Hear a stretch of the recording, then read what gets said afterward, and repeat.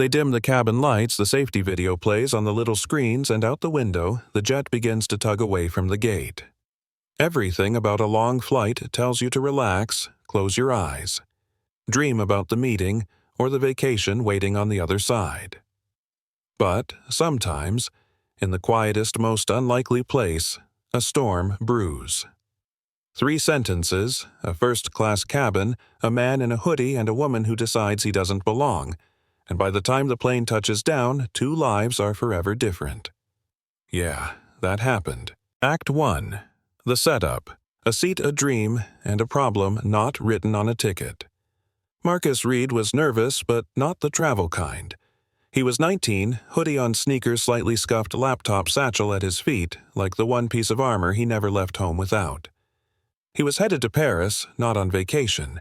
He had a demo that could change his life.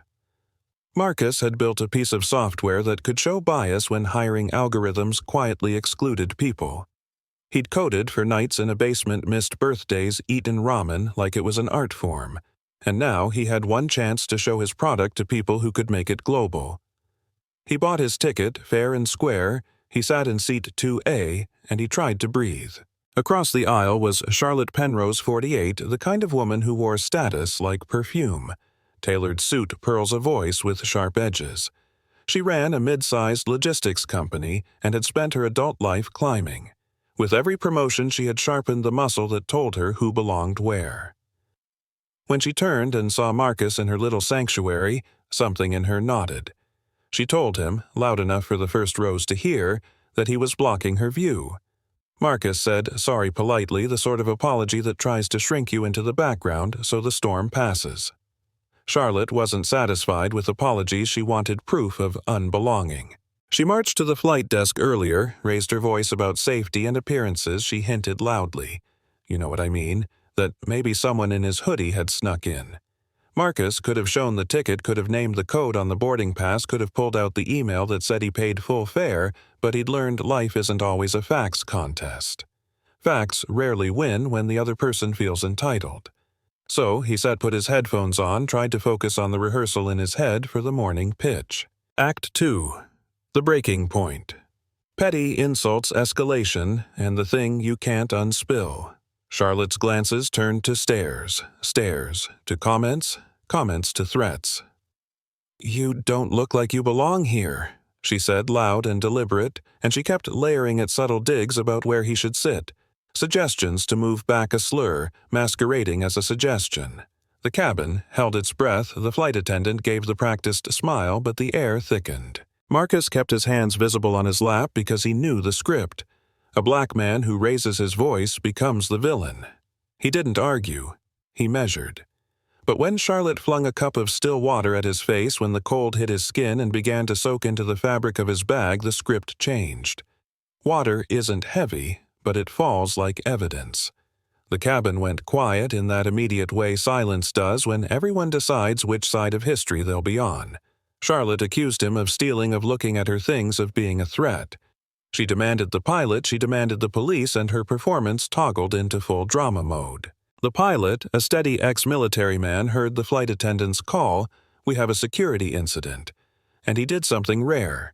He aborted the taxi. They turned back to the gate. Not because of a mechanical fault, not because of turbulence, but because morality had to be checked before the engines took them into the sky. Officers came aboard calm and professional, the kind whose day job is to make chaos look organized. Charlotte was loud, theatrical, certain she'd be vindicated. Marcus was soaked, the lining of his backpack damp where his machine rested, and somewhere under his hoodie his chest felt like a tight fist. But here's the twist. In the era of phones, no one is truly private. A man in row 3 had been recording the exchange first because he couldn't help it, then because he realized something important was happening. The clip went up within minutes with a caption that didn't leave room for ambiguity. Social platforms inhaled, exhaled, and within hours, Charlotte's name was being searched, her company was getting hot calls, and her LinkedIn profile lit up with angry messages. The pilot's decisions played out in real time. Charlotte was escorted off, charged with assault and interfering with crew. The plane left, finally, without her. Marcus stayed shaken, but the worst part waited like a closing trap door. His laptop wouldn't boot. The logic board flickered, the screen stuttered, and in 3 helpless seconds the piece of hardware that held months of code and a $12,000 demo was dark. Act 3. The turn, the trial, and the triumph. What you lose, what you gain, and what you choose to do with both. Marcus landed in Paris with a dead laptop and a viral video that made him a symbol overnight. The suit he'd planned to wear sat in his bag, wrinkled. His pitch was in 2 hours, and his audience had an expensive table and very little patience for excuses. He could have canceled, he could have folded, he could have let his story be a tragedy. Instead, he walked into the room carrying the blackened shell of a Mac and something else, the kind of composure that comes from being pushed to an edge and deciding not to fall off. When he stood before the investors at Meridian Analytics, he didn't offer a demo. He offered the work. He drew algorithms on a whiteboard. He sketched data flow diagrams with his hands. He wrote pseudocode like notes to himself. He explained the math of fairness and the velocity metrics he'd designed to detect bias. And he did it without the safety net of compiled binaries. He spoke the language of someone who had slept next to his machine more than anything else, and he did it with clarity and honesty. The room that had been skeptical became quiet, then attentive, then impressed. One investor later said, and I'm paraphrasing, that he had seen plenty of pitch decks, but never had he seen a founder reconstruct the engine of his product freehand under pressure. Meanwhile, the internet had done its relentless work. Charlotte lost her job within days, the stock of her company dipped, and the public shaming that social media affords fell like hail. She tried to spin it to sue to tell herself the world was unfair, but the evidence was public and harsh. In the months that followed, there were court dates and settlements, press conferences, and small humiliations that built into a ruin. Marcus, who could have taken every penny from the settlement, turned the payout into something that would bite back at the prejudice he'd faced.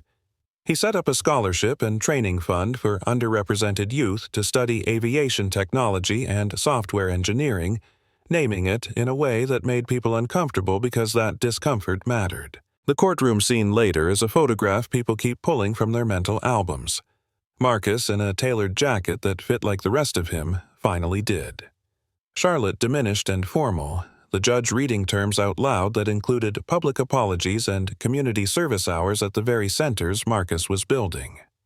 Marcus stood up at the end, and he didn't scream, he didn't gloat. He spoke calm and quiet, and in that voice he did something harder than revenge.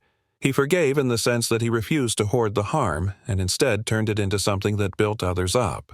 He said, "I don't want the money, I want the doors open, for kids who look like me and the ones who don't get seats because of a hoodie."